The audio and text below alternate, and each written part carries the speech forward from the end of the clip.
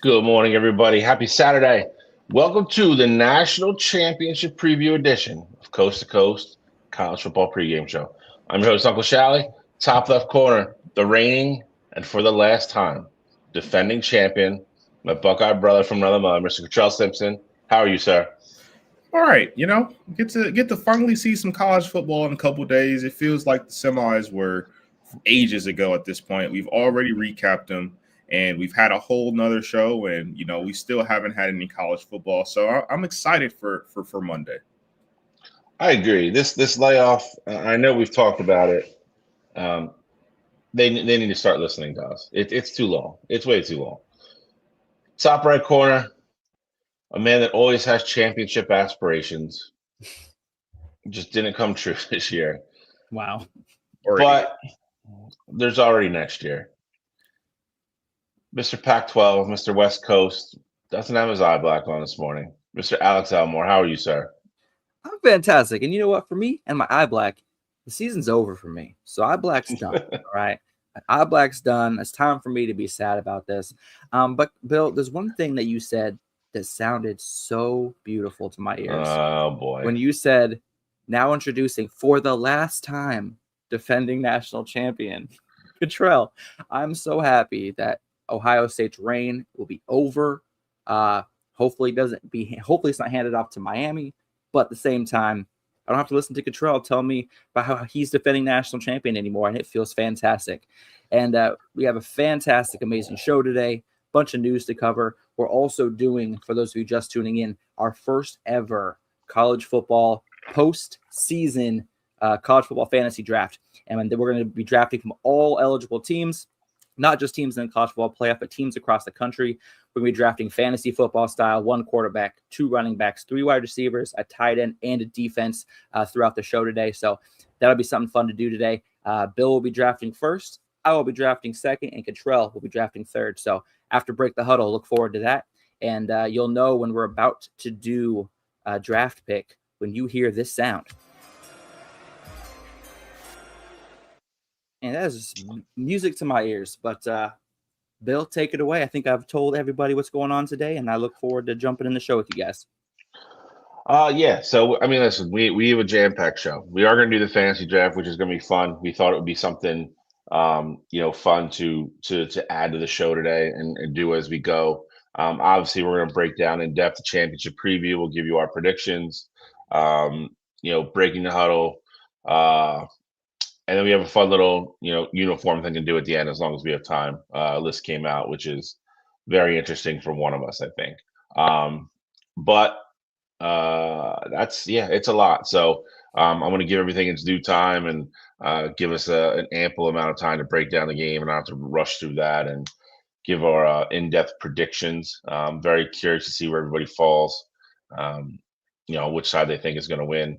I know Alex is no way in hell going to pick Miami. So, but I'll be curious. But without further ado, breaking the huddle as always is going to start us off. So, Alex, take it away, sir. Shotgun, DC right, flip 90, dig, on the center, ready? All right, welcome to another week of Break the Huddle Weekly, where we cover all the top college football news this week.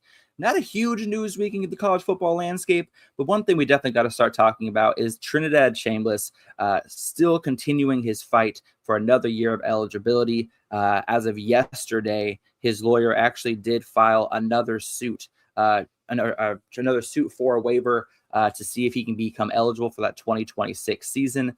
He officially filed it Friday in Lafayette County in Mississippi, seeking another year of eligibility for their client.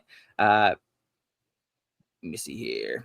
He is seeking relief for the 2022 season that he played at Division II Ferris State. The NCAA has denied his waiver request last week, and right now it is rumored that he'll be entering the NFL draft.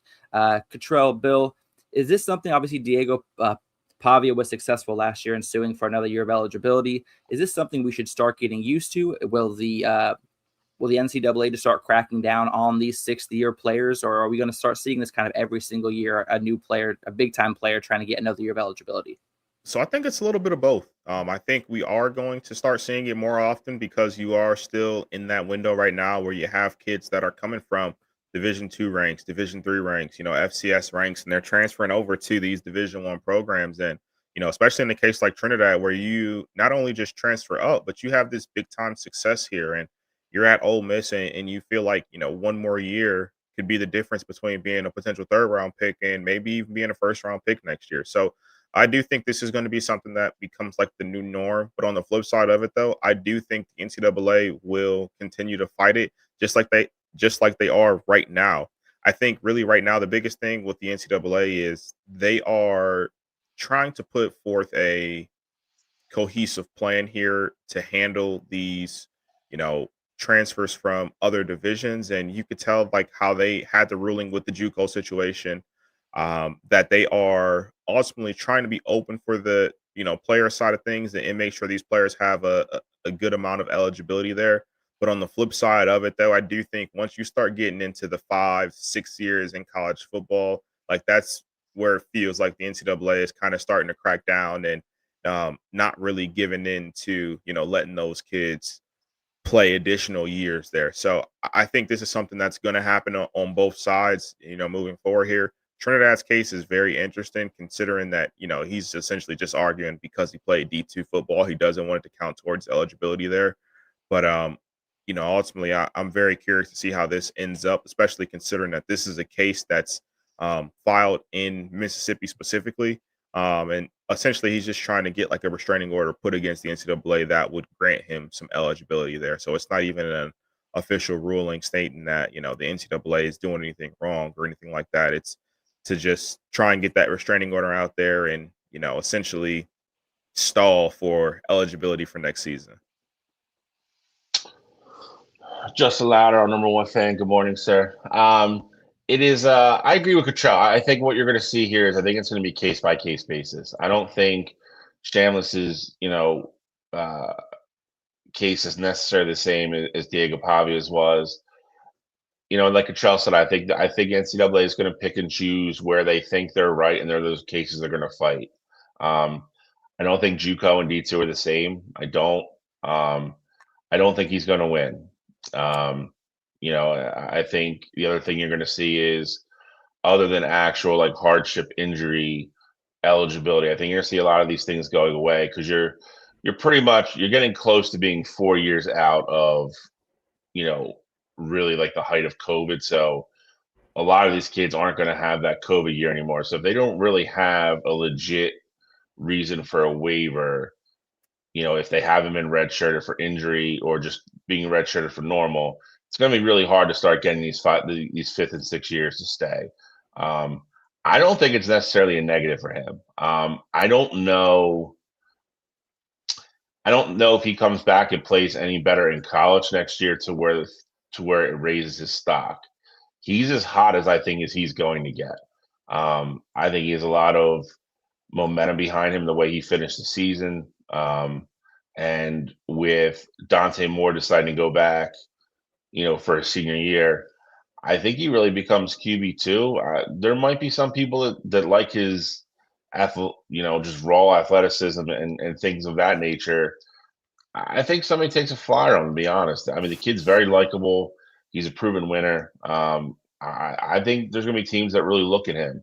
So I don't know if it's necessarily a negative. Like I said, I would hate to see him come back and God forbid get hurt or something like that. I just don't know how much he improves his stock by playing in college next year, because I don't know if he can play much better than he played this year. But it'll be curious to watch as always, because you never know, A, what the NCAA is going to do, and B, how these courts, either side with them or rule against them. They always take twists and turns when they get into court, and you let all the legal people get involved and decipher what language really means, what it doesn't mean. I don't know. I'm not a lawyer, but I think I just don't think his case is, and I don't think Diego's was cut and dry, but I think you can make a way stronger case for JUCO than you can for Division II. So be very curious to see how this plays out for him. Well, like also Trinidad is also filing for additional year of service. Of course, we also had 5 other players this week were also denied an extra year of eligibility. Langston Patterson of Vanderbilt, Nathaniel Vakos, Lance Mason, and Nick Levy from Wisconsin, and Kevin Galick from Nebraska all got denied a 5th-year waiver this year as well. They both have played 4 years without redshirting. So they got to play their 4 years. I feel like this is going to be a topic of debate as long as NIL is available. But I do like what you said, Bill, that is, with Dante Moore, who's actually going to be our next topic here, but Dante Moore coming back, I feel like that really bumps up Chambliss's draft stock. And I feel like him going into the draft is probably the best thing for him, because next season, there's going to be 10 to 15 guys that are going to be mentioned before he gets even talked about in that queue for that draft with the quarterbacks. So I think this is the best year for him to go out. I think they're doing him a favor. Obviously, I would love to see him another year in college football at a high level and see what he could kind of develop into. But I think the NFL is going to be that next stop for him. And I wish him the best, of course. But with that being said, Bill, you also mentioned Dante Moore. He is officially coming back to Oregon for his senior year. Some people are giving him some people are scrutinizing him. Some people are giving him grace and saying that he needed this to further his development. Rumor has it that he's being paid a $6.5 million NIL deal to remain at Oregon. Not confirmed, of course, but that is the rumored number. What's the opinion? What's the consensus in the room as far as Dante Moore coming back for his senior season? Is that a smart decision, or is that is it going to hurt him in the long run? I think he's in the exact opposite situation as Trinidad. I think there's a lot of people that made up their minds on him in the NFL. If he came out and they think he's a top 5 pick, he's a top 5 pick. The last game you put on tape, you never wanted to be bad per se. He did not play well, in the semifinal, obviously. But like I said, I think most scouts, I think across the board, either rate him as a high prospect, or some don't. I said this on Wednesday, and I'll say it again. I think Dante has earned the right to make this decision, and I think he's earned that right based upon how he's handled himself in the last couple of years, which is kind of beyond his years, and with a really high level of maturity and listening to the people around him and making the best informed decision for him and his family. So I think he's earned the right. I think it's the right decision. First and foremost, I said from the get-go a while ago, I would not take Mendoza number 1, and I thought Dante had a lot of work to do, and I still think he has work to do before he becomes a really good NFL quarterback. Has all the physical abilities. That's all there. There's a lot of stuff he needs to clean up, and him coming back for this last year, which will be another very good Oregon Duck team. I think he's in the ability to do that.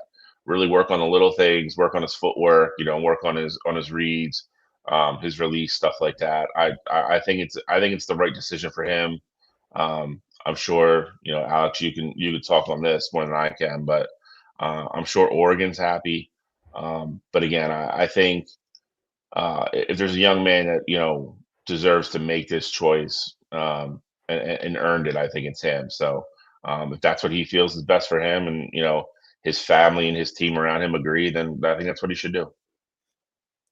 Yeah, I mean, I think to your original question, Alex, I think both things can be true. I think that it's fair for people to believe that he's making the right decision and going back for his development to get better as a quarterback, because I kind of fall on that side of things with him. I do think that if he would have came out, he would have been a top 2 pick. He would have went either 1 to the Raiders or 2 to the Jets. And then I also think that, him going to a Jets team or even a Raiders team as is, where he would have stepped in and been the starting quarterback, that could have been detrimental to his career, because I think they would have asked him to do things that he's not quite ready to do yet, where he's still learning the position and he's still, ultimately getting better there. And I said this a few weeks ago. I thought it would be best for him ultimately to come back to school. The problem is that you can really never guarantee that you're going to be in the exact same position the following year. Dante Moore is not one of those talents where no matter what happens, he's going to still be a top 2 pick, especially in next year's class when we have all of these projected quarterbacks, potentially coming out next year. You're going to have Julian Sane potentially come out. You're going to have Arch Manning potentially come out. You're going to have DJ Lagway potentially come out, who are also 5-star kids that are just right there with you in terms of talent. It's just, are they going to produce on the field to essentially show that they should be drafted that high? So I think that is the real risk here, because there's a big difference in the NFL. And, I know he's getting NIL now, and I know being a first-round pick is going to pay you a large chunk of money. But there's a big difference in terms of being a number 1 or a number 2 overall pick versus being a number 12 or a number 14 overall pick in the first round there. So I think that is really where the big risk come in the play for me. And that could be the difference between, 20 or more $1 million. And again, I know he's getting paid NIL now, and I know he has a ton of money, but that's a big difference in terms of pay scale there. Maybe if he drops that far, maybe he's going to a team that's in a slightly better position and things like that. There's always going to be risk associated with this decision here. I think it's a very risky decision, but ultimately, though, for his development, I do think this is the right decision. I think if it plays out that way, honestly, I think that's perfect for him. I think it stops him from going to a dumpster fire. Like, I think he becomes JJ.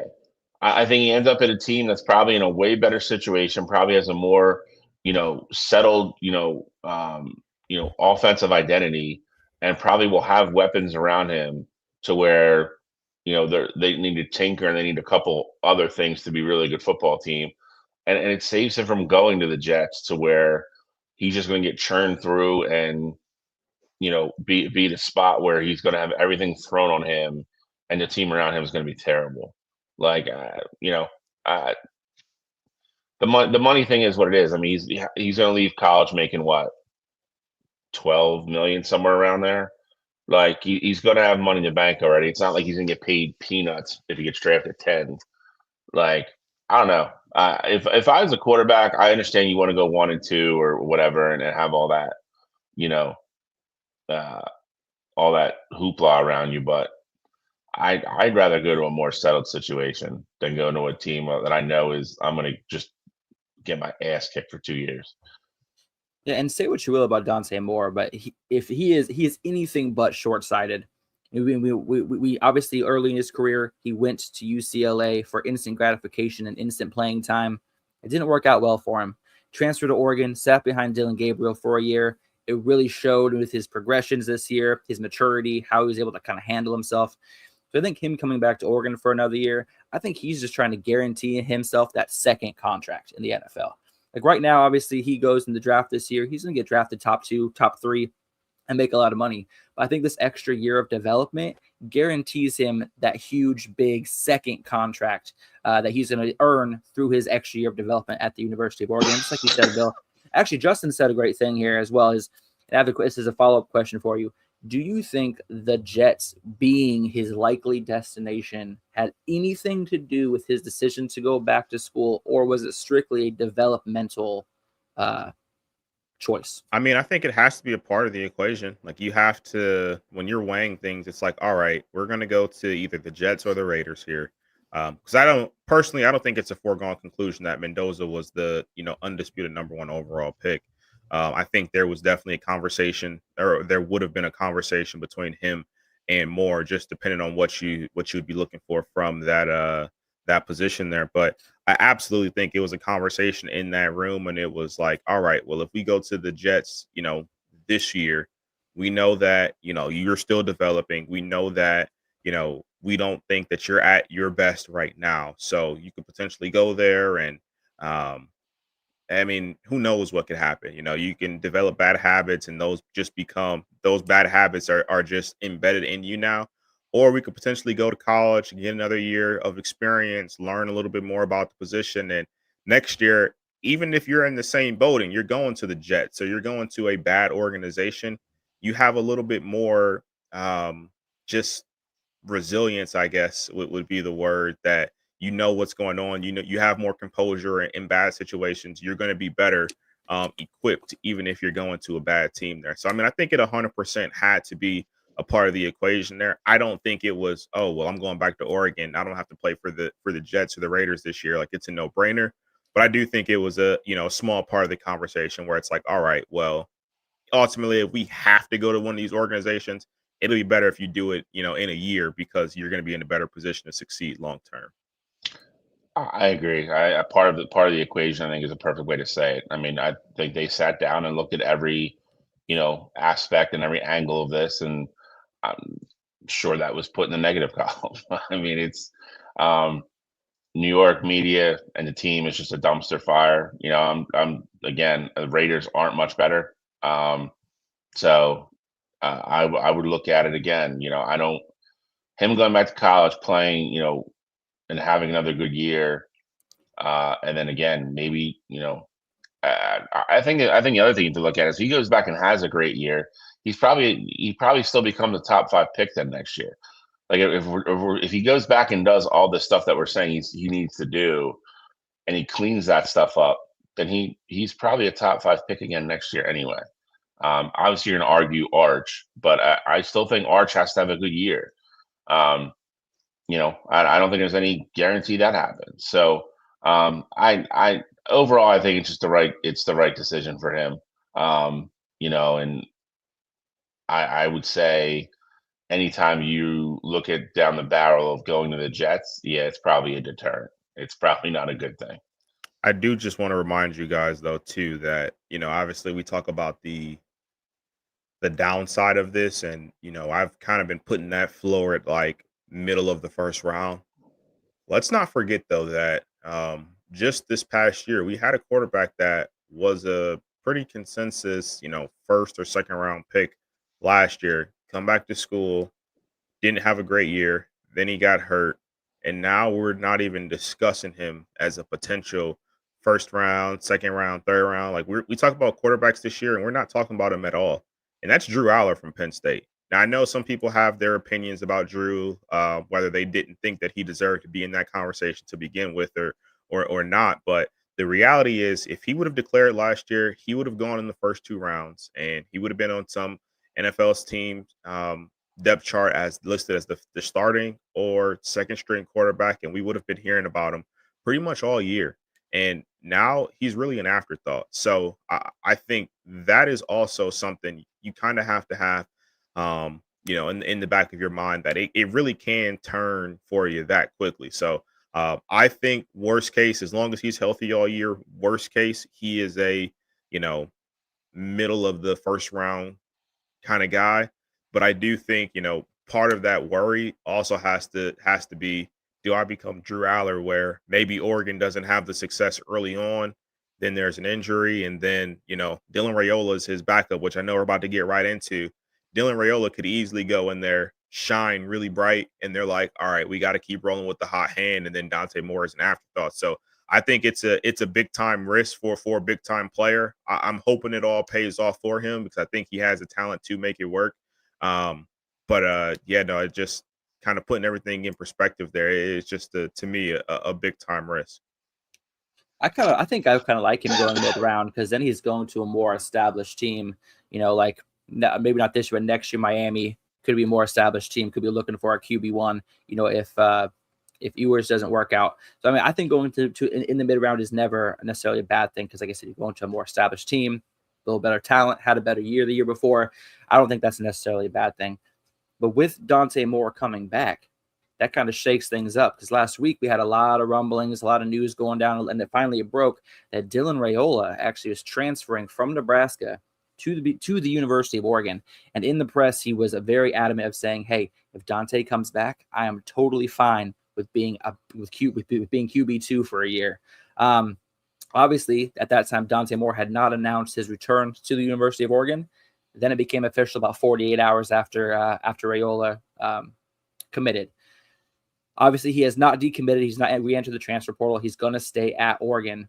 Do you think this is a move where Raiola kind of saw how Dante Moore was able to progress, mature, and improve his quarterback play by sitting for a year? Or do you think this is like, I'm kind of hurt anyway. I need to recover. What kind of situation do you think this is going to be like at Oregon with Raiola also in the quarterback room? I think that Raiola has finally learned his lesson from his high school recruitment.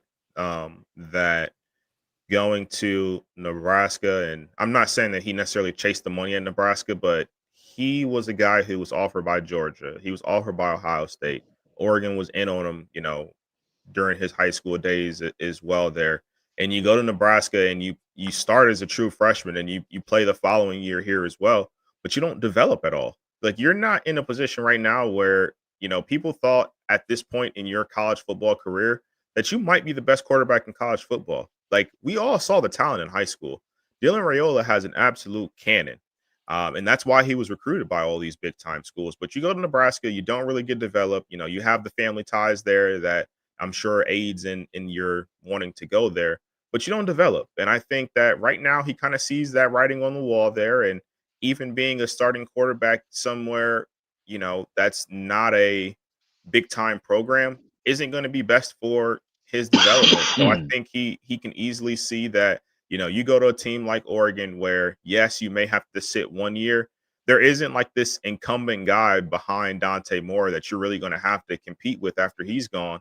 You can go to Oregon, have one great season, just like Dante Moore did, and have your option of, hey, do I want to go to the draft or do I want to go back to school for an additional year of development? So I think it's a very smart move. And I think this is a move where Raiola looked himself in the mirror and said, all right, we know we're great. Now we got to find a way to get it out of us. So I think it's an absolutely perfect move for him to go to Oregon, sit a year, maybe get some maturity. We're going to get him out of the limelight. Like people aren't going to be talking about him. We're not going to be talking about, Mahomes and all those antics and things like that. So I think this is the perfect year for him to kind of rebuild his image, but also just learn and become what it takes to be a big time quarterback in this at this level. Yeah, Dylan Raiola has been humbled, and I don't think that's a bad thing. Again, I don't, Cottrell mentioned it. I don't care how much fanfare you come out of from high school with, especially the quarterback position. It is an enormous jump from high school to play high-end Division I football at that position. He went to Nebraska. Again, I would agree with Cottrell. I don't think he went to the right situation for him. I think he went there with family, and maybe that was a big part of it. Maybe that was going to help him feel comfortable. But that team did not really get that much better in the 2 years, and he didn't play well. And again, Dante Moore learned it after 1 year. I think Dylan looked at it after this and was like, "I'm not where I thought I was going to be." Maybe I do have to adjust the way I do things, adjust my attitude, become a little bit more humble. The Patrick Mahomes thing is silly. Like, be yourself. Stop trying to be somebody else. He went to Oregon where he thinks that's going to be the best, rehabilitation for himself as a quarterback and as a player. And again, being humbled and stuff like that in life comes at you in different ways in all different directions. So you just got to see it when it's there, and you got to give him credit for doing that. And he stayed committed, like Alex said, to Oregon after Dante said he was going to be there. And if he's really going to sit and learn and be a good teammate and try to become a better quarterback, then good for him. I applaud him. And like you guys said, he'll have his senior year to be at the helm of Oregon and have a really good chance to elevate his draft status and get to the league. So it'll be really interesting, say 24 months for him, but I don't think it's a bad decision. Yeah, I mean, as I said, he's going to be taking a red shirt this year. So he's going to, keep his year of eligibility, which, again, is a perfect segue into our last topic of Break the Huddle before we get into the Miami versus Indiana preview and we do our first 2 rounds of our college football fantasy draft. But, Bill, you actually broke the news to us earlier this week. College coaches have officially voted to at least have a discussion about upping the red shirt eligibility from 4 games, which it currently is, meaning a player can play in up to 4 games for their team without wasting a year of eligibility. They want to move that all the way up to 9 games. which is absolutely crazy. It's basically an entire season. Bill Cottrell, what is happening in college football? What's the perfect number for a redshirt? I was happy with 4. Is 9 the answer? Well, for what it's worth here, I was the one who dropped this news in the group message, Alex. So Oh, my bad, Cottrell. you're gonna fix that. But no, seriously here though, I think 4 is the perfect number. 4 is the perfect number. I would have even been willing to hear 6. I'm saying, like, I don't think 6 is the right number. I think 4 is literally perfect, but I would have been willing to hear 6. 9 is absolutely insane, especially considering, like, just think about the landscape of college football right now, where you have these 9 conference games, and now a lot of schools are talking about having 3 non-competitive, out of conference games because of, these super conferences essentially that have formed. So essentially you could just not play your, your kids, the 3 games where it's out of conference, where you're really facing nobody, play them the whole season. And then we know postseason games do not count towards your eligibility there. So that is absolutely insane. For me, if that's going to be your mindset, you might as well just throw out the red shirt idea and just say, hey, you got 5 years to play 5 seasons. It doesn't matter about the red shirt number. It doesn't matter how many games you play, things like that. Because at that point, it's getting into a technicality of, oh, well, I took 1 snap in my 9th game and now it counts towards my eligibility and things like that. So for me, I think 9 games is way too many games. That's basically a full season anyway. And I mean, hell, sometimes even if you're not trying to manipulate the red shirt policy there, sometimes players just get hurt and they miss a few games anyway. So to me, I think 9 games is way too much. I think 4 is the perfect number, but if you want to even just give some leeway, 6 would have been the number to do that at. 9 is absurd. It is absolutely absurd. And I'll tell you why. Cottrell said the word in the last 2 sentences of what he said of what this is going to turn into. It's going to be manipulation. That's what these teams are going to do. They're not dumb. Like there will be people sitting in a room and be like, all right, like we do this, and this, depending on outcomes. He can play 8 or 9 games and we'll redshirt him. Like just for an example, Michigan at that point could have played Bryce Underwood this year for the first 9 games. We would have been 7-2. And be like, you know what? Probably not going to beat Ohio State. We're not going to make the playoff. We're not going to do this. Shut them down. And none of it would have counted. That's insane. That's insane to me. Like that can't happen. I think 4 is the perfect number. I still think 6 is too high because it's damn near half the season. If you wanted to give them 1 more, give them 5 because the season has kind of been extended, I'd hear that. But the whole point of redshirting is, hey, we just want to get them a little bit of experience. We don't think they're ready to play, or there's injury stuff involved, stuff like that. Like, it isn't go play 75% of the season and then we'll make a decision. And then maybe your year will count, maybe it won't. There's teams that will absolutely bend this to every, like they do every other rule in the NCAA. So I don't think this is going to get approved. I would be shocked if it does, if it gets voted through. But I think it's a terrible idea because you are literally then telling every player that comes in they could pretty much play 5 full seasons.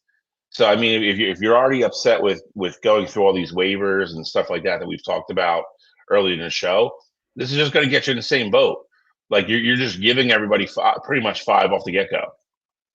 If you're saying they're playing 11 or 12 games every season, that's 48, and you're going to give them 9 more. So you're telling every kid when they come into college they can play 57 games of football, and I think that's nuts. And I think if that's what you want to do, that's fine. But let's just take away the red shirt moniker from it. Let's just give them, might as well, if you're going to give them 9, you might as well give them the full season. And at that point, I wouldn't necessarily be okay with it, but at least I can say, okay, that makes sense. You're giving them, everybody gets 5 years. We just do away with all red shirts besides medical. I think medical would be the only thing that should remain in place there. But you get rid of everything red shirt. You get rid of, all the policies of what it comes to red shirt and things like that. You have the opportunity to play 5 seasons. If you just don't play for 4 of them and then you play your last year, that's on you. You don't have any more eligibility to do anything else. So I think if that's the route that you want to go, and 9 is the number that you're looking at, you might as well just give them the full season. So then that way we don't get the manipulation and everyone's on the same page, and there's really no room for ambiguity. What's the word? Ambiguity. Exactly. Thank you. I don't think that was Ambiguity. right either. I don't think that was Liberty right. bibbity. Look, as far as I'm concerned, I really liked where the 4 games was at. But here's a little caveat that I would have to it. I would think if you play in more than one quarter in 4 games, it should count towards a full season. For example, like those games where it's 75-3 in the 4th quarter, and you want to get that that redshirt freshman in a few snaps. I don't necessarily think that should necessarily count against their eligibility for taking 5 snaps and kneeling down. Like I think that they should be required to play 2 quarters in the game for it to count towards that game usage. If that makes sense. Like those blowouts, I feel like you should be able to put your younger guys in. Cottrell, go for it. I know you got something to say. I was just gonna say you're gonna have people that abuse that of it too, because you're gonna have like rotational. Because I get your the premise of that. It definitely sounds great, but I think you're going to have rotational players play in the part of the 2nd quarter or part of the 3rd quarter, part of the 4th quarter, where it's not going to necessarily equal 2 full quarters there, like what you're kind of trying to get at there. And they're going to have an impact on the game, and essentially the game not counts towards their eligibility there. So I think like the premise, I think it is good, but again, with the manipulation that can happen in college football, 2 quarters is a lot, and you can easily kind of stretch that over the course of a full game and have someone make an impact, but then it doesn't count towards their games played. Well, what I'm saying is if they even play 1 snap in a quarter, that counts as a quarter. So like if they play the last snap of the 3rd quarter and the full 4th quarter, that's 2 quarters. That counts as their game use.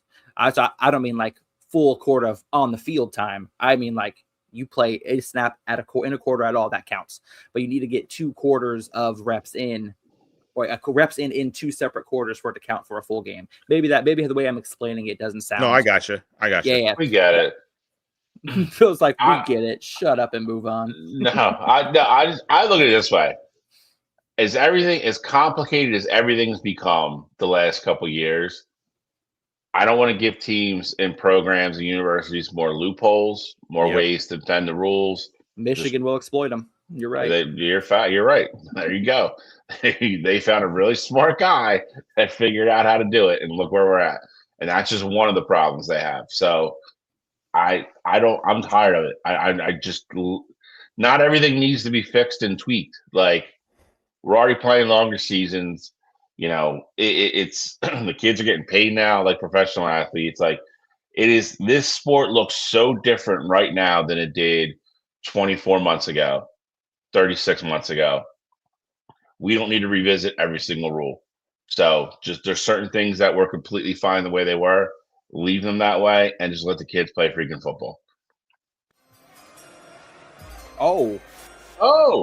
You know what that sound means, y'all? It is time to start our fantasy football draft for the college football season. Cottrell, you want to bring up the pick'em records for the season, please? Perfect. So this is how we're going to base our draft order. We're basing our draft order on the win-loss record for pick'em this year.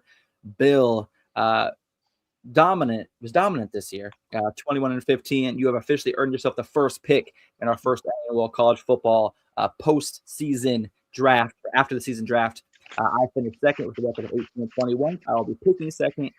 So you are the caboose in the draft, but don't worry, you're going to get to pick twice in a row after the first round. We're going to pick first in the second round, and we will continue from there. So we are going to start with first 2 rounds first. Bill, you are on the clock. All right. Well, I think there's a lot of depth at quarterback, and I'm an old school guy. So I'm going to base my team around a really strong running game. That's going to be the foundation of my offense. So with that being said, I think I'm going to take who in my opinion, is the best running back in college football this past year. He's a Heisman finalist. I'm going with Mr. Jeremiah Love out of the University of Notre Dame. Okay, you got Jeremiah Love off the board for the first round pick from Bill. which brings me up next. Bill, I love what you said about a lot of quarterbacks in college that we can pick from, so we'll take a quarterback later. But one thing you can't change is the number one best receiver in college football. And it's not even arguable. And Cottrell, we're really good friends. You're taking Corey Moore here?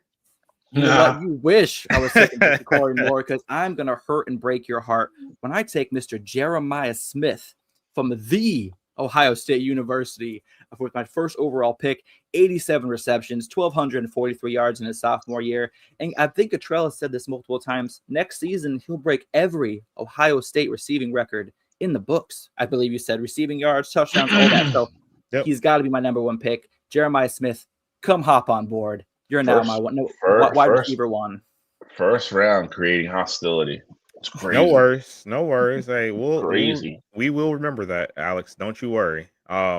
So great. You guys talk about the quarterback class being deep, and I don't disagree with you. But there's a guy who we've locked in, and there's one that we want to make sure that we have on our team. That is one, Trinidad Chambliss from Ole Miss. His ability to do it both with his legs, with his arm, just him being a gamer. We gotta have Chambliss on the squad. And then I don't know if we're gonna, Alex, how are we doing the we showing the people how the first round went? So this is the first round pick. Obviously, we got Jeremiah Love, pick number one for Bill, running back number one. I have obviously Jeremiah Smith, and then you got Trinidad Chambliss as your QB1 for this is our first round of the fantasy draft. We're going to do 2 rounds before we jump into the previewing of Miami, Indiana, and then we'll come back periodically to finish up the draft. So let's go ahead and jump right into round 2. Jeremiah Smith didn't look very happy to be drafted by an Oregon Duck. You know what? He probably isn't. He probably wanted to be drafted by Cottrell, this boy, but that's too bad because now I have him. But let's jump into round 2. And Cottrell, you are up first. All right. Well, we're going to talk about positional value here. I think you guys already have the best running back in college football. You have the best receiver in college football. Well, it's time for me to get some value back here. I'm going to go with a guy who I think is the best tight end in all of college football, and I'm going to go with one Kenyon Sadiq out of Oregon. Oh, no. Little retribution pick there. That's not allowed. You can't take Kenyon Sadiq. He's my tight end. He's my sounds like he's on Team Cottrell. I mean, we could find some trade common ground here, but no, whatever, man. You can have Kenyon Sadiq. That's fine. I'll get you back again later. So Kenyon Sadiq's gonna be your tight end one. For me, my second pick after Jeremiah Smith, I already got my outside locked down. Now I gotta get my backfield locked down, and that's gonna be Mr. Kewan Lacey, Mr. Ole Miss running back, 306 carries, 1,567 yards, 24 touchdowns. One of the most dominant running backs and highest scoring running backs in the game this season. I'm gonna be adding him to my team. So Jeremiah Smith and Kewan Lacey. I'm loving the way my team is starting off. Well, my first pick of the wraparound, I've got a solid foundation in running back. I got something. I need something to anchor my outside weapons, and I think this is a guy that is a no-brainer to take since Jeremiah Smith is off the board. I think he's the second best wide receiver in college. He's still playing in the playoff. Give me Mr. Malachi Toney to be my outside weapon in round number 2. There we go. All right. Round 2 is wrapped up. Kenyon Sadiq. They're so happy to be on my team. We're going to have a talk. I know Kenyon Sadiq, look how sad he is, but being drafted by an Ohio State guy. He's just no smiles. Maybe you guys should make a trade. Kewan Lacey. And then who was it you drafted, Bill? I'm sorry. I'm blanking right now. Malachi Toney. Thank you. Malachi Toney. I think that's a pretty good wide receiver pick, Bill. But we'll be back to this draft to take over here in a little bit. But first, we got to finally start getting into why everyone's actually watching the show today. And that is the national championship that starts this Monday evening. Number 10, Miami. Number 1, Indiana. It's a home game in Miami. Bill, introduce us like only you can. And then there were two, gentlemen, two. And it's not the two that any of us wanted it to be. Number one, Indiana, been top 2 or 3 pretty much all year long. Miami, a lot of people thought they shouldn't be in the playoffs. Looking at all you Notre Dame fans. But here we are. Alex mentioned it's going to be Hard Rock Stadium, which is Miami's home field. I'm very curious to see how the turnout ends up being. I know both schools get their same allotment of tickets. There's obviously a lot of people with a lot of money in Miami that I think are going to scout. That being said, we saw how Indiana turned out for their bowl game in Atlanta. Miami's not much further. I think we were all shocked. Alex was pissed off how that how they outdrew Oregon. If you're an Indiana fan, I think this is, I don't want to say once in a lifetime because I think they have a great foundation, but let's be honest here. Like, this could be once in a lifetime type ride here. I think they're going to turn out. So I don't think this is going to be some overwhelming home field advantage for Miami. I don't. I think there's going to be a lot of Hoosier fans in that stadium. I wish they would have it in a bigger stadium because I don't think that stadium is anywhere near big enough to host a national championship game. Different discussion for a different day. You have the juggernaut of Indiana, who's been dominant all year. Kurt Signetti has just gone to Indiana and just completely, in 2 years, changed the entire face and feel and culture of that football program. Just hats off to the guy. He's been a great coach. Cottrell talked about him 2 years ago. So roses to Cottrell. Miami, Mario Cristobal left a really good job to take this job. Alex is probably twitching already. But they play a really winnable style of football. And you've seen it both these teams do. And you've seen it the last 2 years with the 2 previous championships, won by Michigan and Ohio State. Run the football, get really good, solid quarterback play, dominate on the lines of scrimmage, don't turn the ball over. And it is tried and proven, and it is running rampant in college football right now. If you can play that way and be physically dominant, throw the ball when you have to, have a really good defense, elite defense, and don't turn the ball over in college, you're going to win a lot of football games.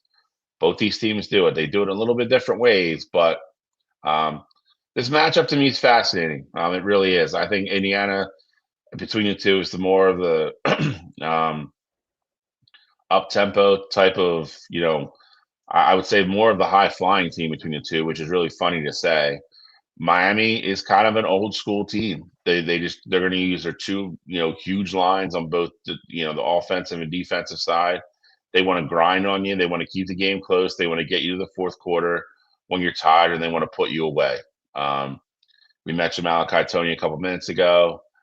Indiana's got a plethora of weapons. I think a lot of this really, really depends for me. Not to get into prediction, but I think the way this game plays out is really important. I think if this is a really close game in the fourth quarter, that really might favor Miami if they can slow the game down that much. Cottrell mentioned it last week on the show, and I think you saw it with Ole Miss a little bit. They found out the tempo kind of wore Miami out a little bit in the end, and they started moving the ball. I would be shocked if Indiana doesn't go tempo a lot. A lot of things to unpack here. It's a fascinating quarterback matchup.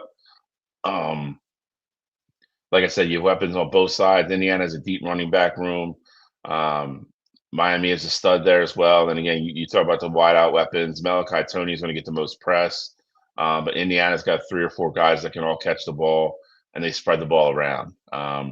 Mendoza versus Beck. There's a lot to break down and a lot to unpack here. So I'm going to let you guys jump in, and we can just kind of start wherever you want to start. But I think it's going to be a really good game. Well, let's go ahead and let's start with both teams' journeys to the college football championship game. Obviously, Indiana had that first round bye, well deserved, winning the Big Ten championship. And Miami, they faced off against SEC powerhouse. Well, at least they looked like a powerhouse this season, Texas A&M. And that was an absolutely slobber knocker of a game, especially on the defensive side of the ball for both teams. 10-3 final score. I mean, that was one of the great defensive battles to watch, especially the first round. I don't think anybody who watched that game or who predicted that game predicted a 13-point total on the over-under. So that was a fantastic game. Really showed Miami's prowess, showed their defensive capabilities, and really kind of showed how they can get through, when things don't exactly go their way. Malachi Toney had the fumble there, almost cost them the game. Ended up coming back and winning with the end around handoff for the touchdown. So that game was honestly, I think, a very defining moment for the Miami Hurricanes in their college football playoff run. And then they faced Ohio State. Cottrell, maybe you could just give us a little bit about what you saw from Miami that helped them. I know we talked about a few weeks ago when the game happened, but what was it that really separated Miami from Ohio State in that game? I mean, it was the defensive line. It was their ability to get after the quarterback, make Julian Saint uncomfortable in the pocket. And obviously they were getting to him with sacks, but they were also just getting to him in terms of his internal QB clock. They were really speeding him up. I thought Ryan Day did a good job of designing plays that ultimately got open down the field, but they were a little bit longer developing plays there. And, Julian was not comfortable enough in the pocket to ultimately see those and make the throws, that were needed in those situations there. So for me, I think a ton of credit goes to the defensive line in that football game. And I know obviously you still got to put up points and Miami's offense did a good job at that, but you get 7 from your defense and you hold that Ohio State team to 14 points. I think that is a huge part of the reason why they were able to take us out there in that playoff game. Yeah, so they were able to upset last year's champions 24-14. And I thought Julian Saint actually played pretty decent that game, considering the pressure that Miami's defense was really putting on him. He did throw 2 interceptions, but he was under constant pressure. It felt like, for obviously redshirt freshman. I think me trying to be unbiased here, I think he showed true potential and maturity as the game went on. He kind of sped up his clock a little bit in his head, was able to make a little faster reads, and he was still able to find Jeremiah Smith, which I think Indiana needs to kind of focus on the successes that Ohio State had against Miami, because like I said, they were still able to pass the ball. Jeremiah Smith, 7 receptions, 157 yards.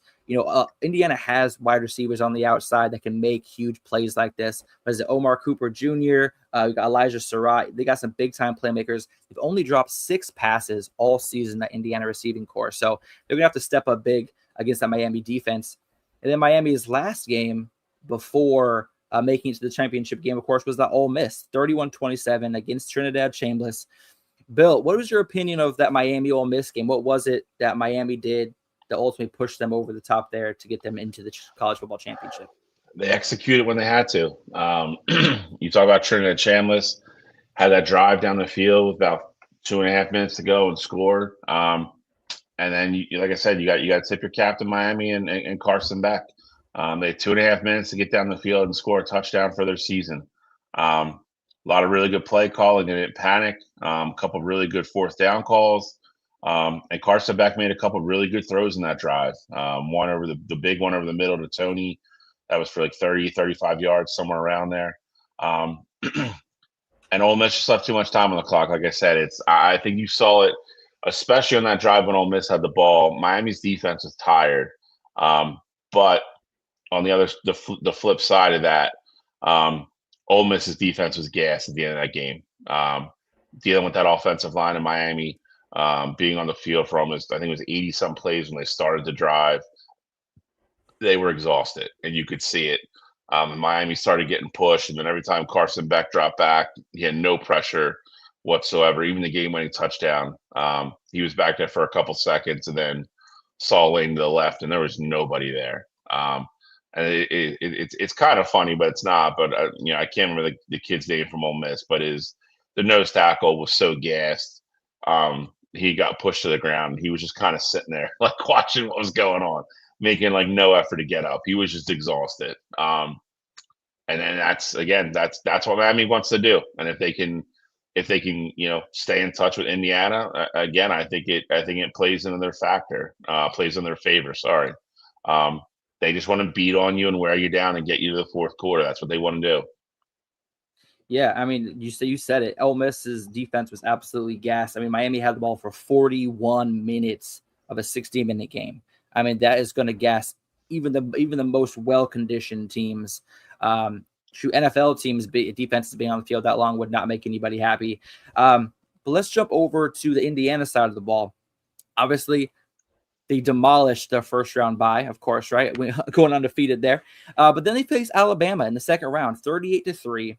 Absolutely manhandled Alabama in this game. Cottrell, do you have any thoughts on how the Alabama-Indiana game went as far as what kind of success they were showing against the Alabama defense? I mean, yeah, they were able to do whatever they wanted to. If they wanted to run the ball, they were able to run the ball. If they wanted to throw the ball, they were able to throw the ball. If Mendoza wanted to get out of the pocket and scramble and get yards, he was able to do that.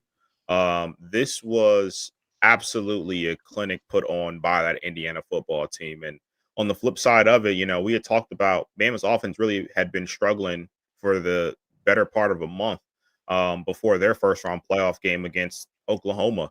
And the way Bama's offense looked in that Oklahoma game, especially in the second half, kind of made you think that this game would be a little bit closer. Now, I think a lot of people still were picking Indiana to win.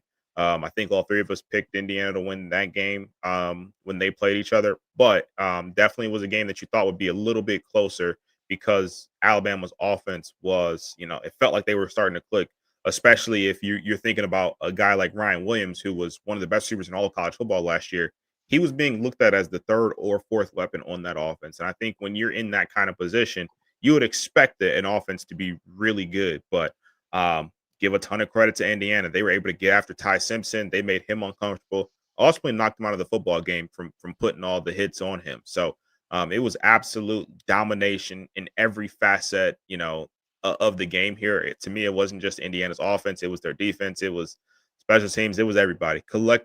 Collective ass whooping here from Indiana in that game. Yeah, I mean, when you look at the stats, Indiana had 50 rushing attempts in the game. Anytime you can rush the ball 100 times, you're definitely in a good spot.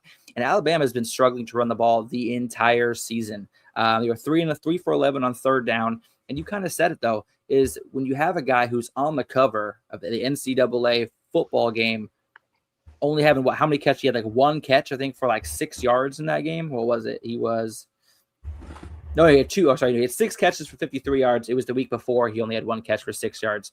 But Ryan Williams was seriously an afterthought for the Alabama offense. That needs to be changed going into next year for Alabama to kind of turn around and have some success, because you can't have a playmaker like that and not use him. And I think that was all of Indiana's games, right? They just played. They had a bye, and then they had Alabama, and that's it. They definitely did not. You could argue that then another bye after that, but they had 3 straight byes. 3 straight byes. And then, of course, we'll talk about Indiana, Oregon really quick. Obviously, Indiana came out from the jump. First play of the game, pick 6, really setting the tone. Constant pressure on Dante Moore. None of the receivers, every time a ball was thrown to a receiver or a tight end, there was an Indiana defender with their hands in their face or hands in their hands, breaking up the pass. Their defense just was stifling, if we're being completely honest. Oregon had some success against that defense later in the game and obviously on their second drive. But besides that, it was all Indiana, consistent domination from start to finish, and showing why they deserve to be in the college football playoff and the number 1 overall team. Any feedback on the Oregon-Indiana game from either of you guys before we move ahead? It was just another example of what Indiana does really well. They're efficient. I think Mendoza only had 160 yards passing, something like that, but he had 5 touchdowns.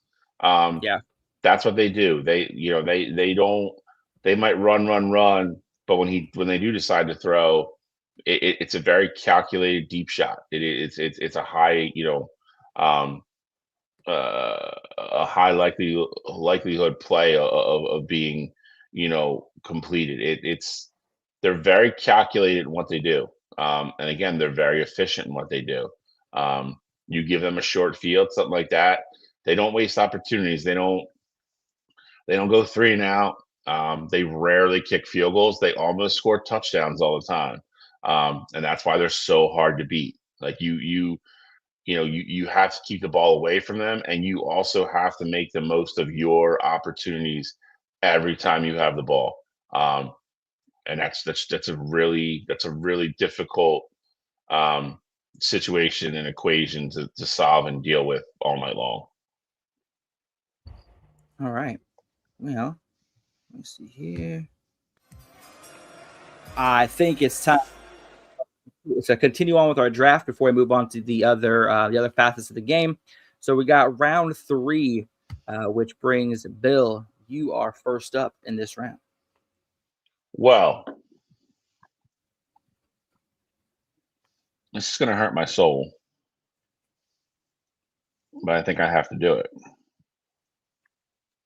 You guys have taken Jeremiah Smith. I already took Malachi Tony, but he needs a running mate. I need another guy on the outside that can boogie and catch everything and stretch the field and run every route.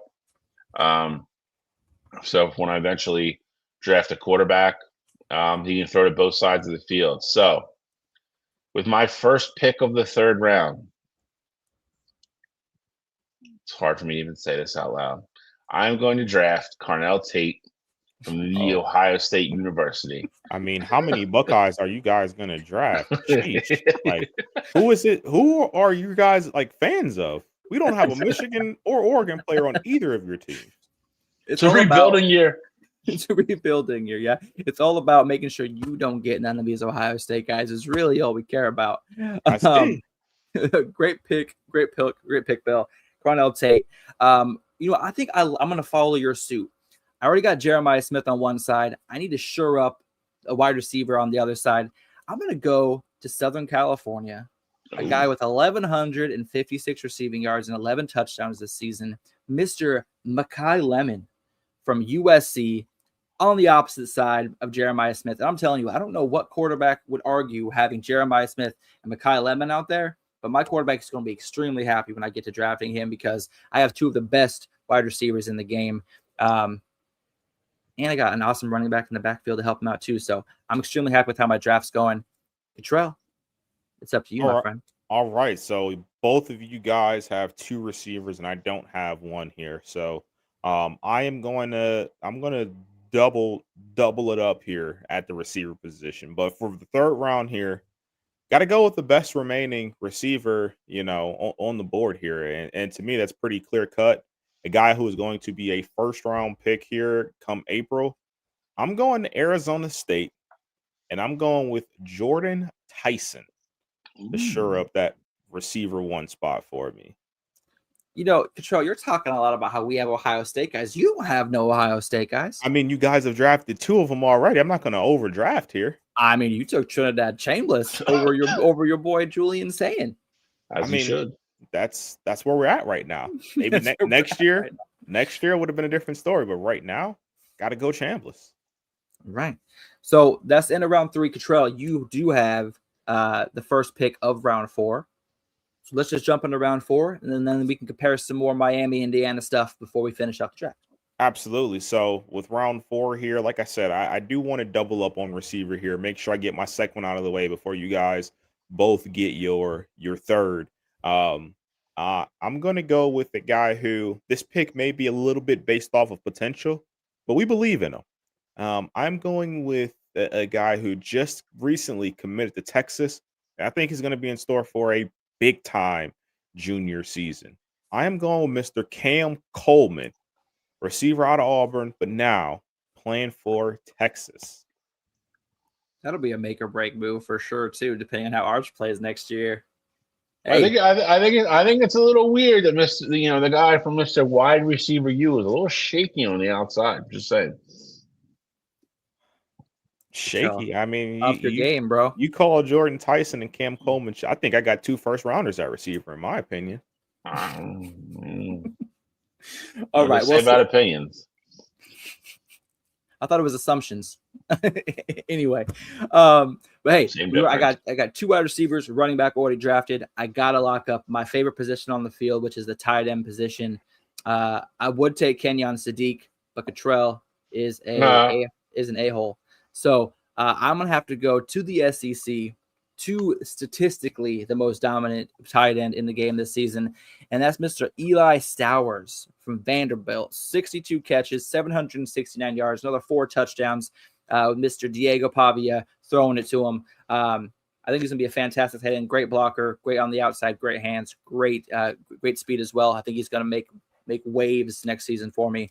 So Eli Stowers, tight end, come on. I wonder, is that a little foreshadow? You taking Pavia later? Is he on your potential draft board? You got him up there in the war room? No, what I was saying is he did all these great stats with Pavia throwing it to him. Imagine what he could do with a real quarterback.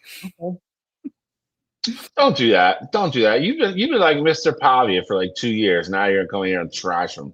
I haven't been talking positive about Pavia, not even once. Oh, not even here we one go. time. Mr. Flip Flop on the Before West he went Coast over there. Yeah, before he went to Vandy, he Find was the proof. he was all over Find the him. proof. Find the proof. Well, that's because his name is so awesome. Anyway, yeah. Bill, You back. Finish up the Avery 4th Johnson round. all the time. I swear. Yeah, that's who your quarterback better be. After all that talk this year, you better pick Avery or you better pick John Mateer at the be one of your quarterback picks. I'm going to finish. Speaking of quarterbacks, and this is a great segue to what we're about to get back into. I think it's time I take a signal caller. A lot of interesting choices out there for me. I'm going to take one that's a little under the radar, and he just popped up on everybody's radar because he's about to sign maybe the most ludicrous NIL deal ever. But I'm going to take Duke quarterback, Mr. Darian Mensah, to head my offensive unit. Dual threat guy, 34 touchdowns this year, only 6 interceptions, a bunch of rushing touchdowns, very athletic. I already have weapons for him to turn around and hand the ball off to or throw to out wide. He's just got to throw it in their general area. They'll catch it. So I'm going Mr. Darian Mensah, who is about to be, if rumors are true, the new Miami quarterback for next year, to replace Carson Beck, with maybe the most ludicrous NIL deal we've seen yet. Yeah, what was that, Bill? Actually, while we have him up on the screen, let's talk about that. What was the deal reportedly? Like 10.2 mil. I saw 10.1. He gets an Adidas shoe deal.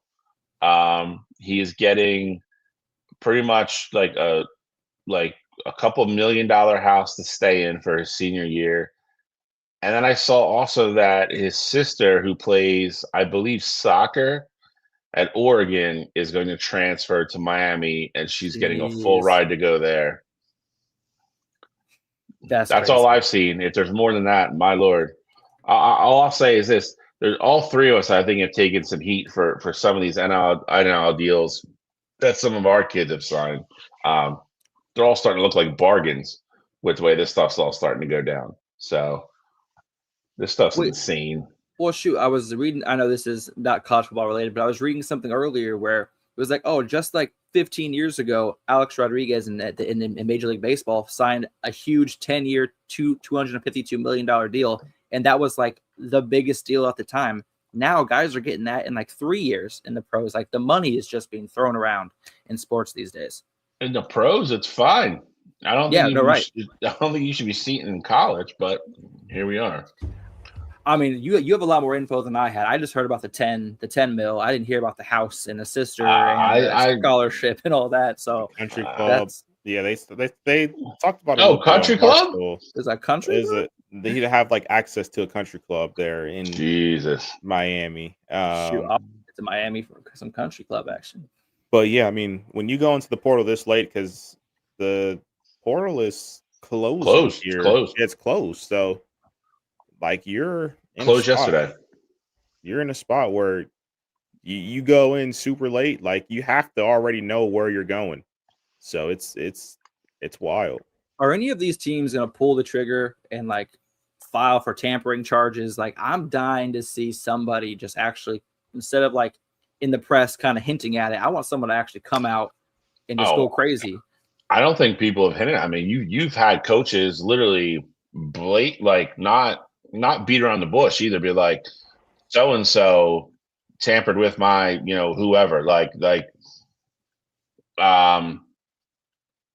Who was it last year that came out and was like, Alabama came in straight, took my kicker, Miami, that was Ohio. Yeah, Um, that reminds me of. use his halftime interview to talk about that, which I thought was great. Um, listen, it can't be that hard to prove, and eventually, I think they're going to have to put a stop to it because, like, not to open this can of worms, but if we're talking the last couple of years about teams that have been banged for recruiting violations, like how is this any different? If you have coaches texting players that are actively playing on other teams that are not in the portal and you're offering them money, like how is that not a recruiting violation? Like I need somebody to differentiate it from me. Like if you're telling me like you can't buy a kid a cheeseburger or you can't talk to them like during a certain time period, which is considered a dead period, how is in season when you're playing on another team and you're not in the portal? How is that not a dead period? Like it's like they got again. This is one of the things the NCAA needs to figure out and put a stop to. Like if that kid's name is not in the portal and you get caught contacting them, that should be a level 1 recruitment violation. I don't know how it's not. And on top of that, you're offering them money to come play on your team. Like it's the definition of a violation. So they got to figure it the hell out. What's the punishment for recruiting violation like that? Like traditionally, do you guys happen to know? I think it's just a fine, to be honest. Like I don't think that they I think it depends on maybe probation. Okay, depending Like, on how intense it is or how often you're doing it. Yeah, I mean, I don't know. I also think the portal is kind of weird too, if you really think about it, because so the deadline for the portal was yesterday, but that's just that's just to enter. get it. Yeah. Like people can still really commit whenever they want to. And of course, you have the additional period for players in the national championship that get this extra little window from the 20th to the 24th here. But I think it's just wild if like you really think about it, like Darian Mensah can just kind of look over the landscape of things, see how everything's going. Like if you're one of these kids, like I don't know why you'd want to even commit early. Like in some cases. Other cases, it's like, all right, let me hurry up, get in here. Team, maybe if I commit, I play receiver, maybe the team will stop looking at other receivers and things like that. But if you're like some of the top end talent, like I know Jordan Seaton is from Colorado, he entered the portal. If you're him, I mean, I would just take my time. Like, wherever you're going to go, you're going to be a starter. So why not just take all these visits and, take your time to figure it out. And long as you're on a team by spring, you'll be all caught up to what they want to do. But you're in a position where no matter where you go, you're going to be the starter. I just hate it. Like, again, I understand it. I understand this is where we're at. Like, I'm not going to harp on it. But, like, I look at it like he went in yesterday. Who knows how long he's been talking to Miami. You would hope he's doing things the right way, and at least with it not coming out publicly, but behind the scenes, at least telling Duke that he's not coming back.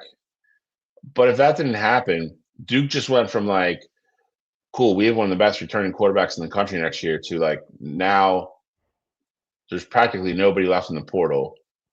And our guy just walked out the door for $10 million. Especially because a month ago he said that he was going to stay at Duke. Like a month ago he came out to the press and said, "I'm staying at Duke. This is where I'm going to finish up." And then a month later, dude just dips for 10 mil. Like money talks. Money talk. But you're right. $10 million to go to Miami. I mean, that's something hard to pass up. I get you, but like at some point you got to be like a man of your word. Because like if I'm an NFL team, and I know if I'm an NFL team, I'm seeing a guy who's gave his word to stay with the team and then dipped later on. Like I don't that to me that's a character issue. Well, listen, it'll come up though. The NFL is not an organization that's necessarily high on morals. So I mean, if the kid can play football, I mean, it really doesn't matter too much about who he is as a man. And there it is. But I will tell you this. I mean, like I've seen executives say, like, "Hey, like, it's funny because like they get out in front of it." And to Cottrell's point, they'll say, like, "No, like we will bring it up. We'll ask them about it." But it's like there's also like underlying, like you can tell they're saying, like, "We really don't care. Like if we want to draft him, we're going to draft him." Like that's all. Like That's all they give a shit about. Like, can you win me football games? Cool, we'll draft you. Like, that's all they care. It is the most cutthroat, but like they fake like they care organization in the world. Yeah. With that, we're gonna put a pin in this conversation because I feel like this issue is gonna come up again and again and again as long as NIL and all that stuff. And it says it's like the Wild West. But we are talking about quarterbacks, so why don't we take a look at Miami and Indiana's quarterback? Let's do a brief comparison. So obviously we got Fernando Mendoza, Mr. Heisman winner, and we got Carson Beck, who is a 2-time national champion winner as a backup. Just throw that in there, but he does have 2 championships, so he has seen what it takes to get the job done. Passing yards per game, what kind of stands out the most when you look at the comparison here between the 2 quarterbacks? The 41 TDs includes the 5 from his last game, I believe. Correct? Yeah, college football keeps their stats running. They do.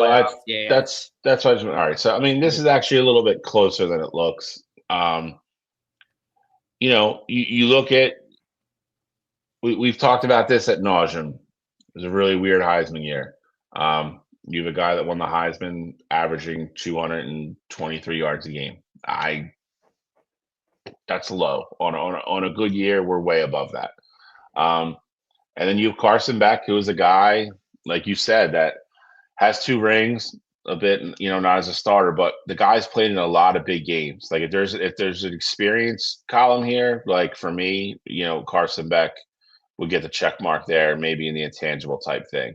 But you got to give Mendoza credit. Like it's been big game after big game after big game. He hasn't blinked yet. And maybe this is the one that he does. I don't know. I just can't get my finger on him. Like he's super quirky. The team loves him though. And he seems the more I listen to him talk and hear his interviews, like he is really like, I don't know if I want to say a student of the game, but he is very well prepared. I don't think he's going to go out there and kind of be overwhelmed by anything. But again, when it comes down to crunch time, I fully think Carson Beck is capable of winning the game for Miami, especially if that offensive line can keep him clean like they've done most of the year. So it's a very interesting position battle. I think they both do things for their teams they need to do, but as compared to each other, I think they're both very capable of going out and winning the game. Yeah, I mean, I think the biggest thing for me is that I look at Carson Beck and his 11 interceptions, and we went into the playoffs talking about how turnovers could be a problem for him and how he essentially couldn't be the one to lose in football games. But you look at that 11 number, and you have to realize that Carson Beck has not thrown an interception in 2.5 months.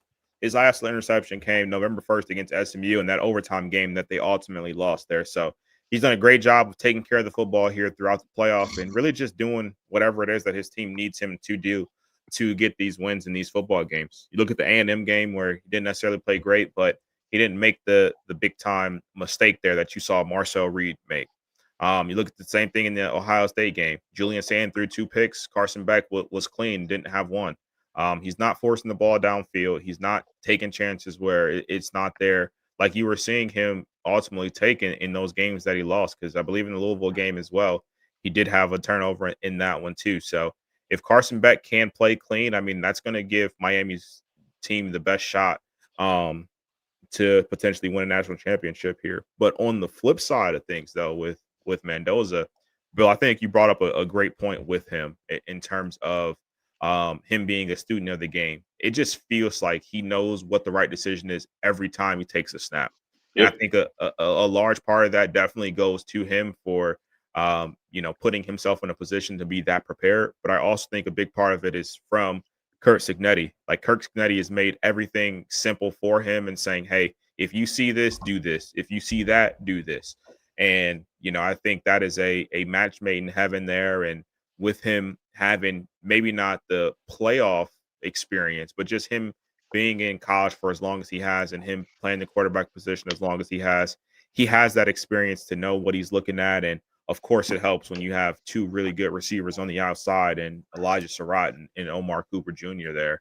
But I think this is a battle as is now. Obviously, Mendoza had the much better season, but as is now, I think this is a comparison between two guys who absolutely can get the job done with the way that they've been playing, especially as of late.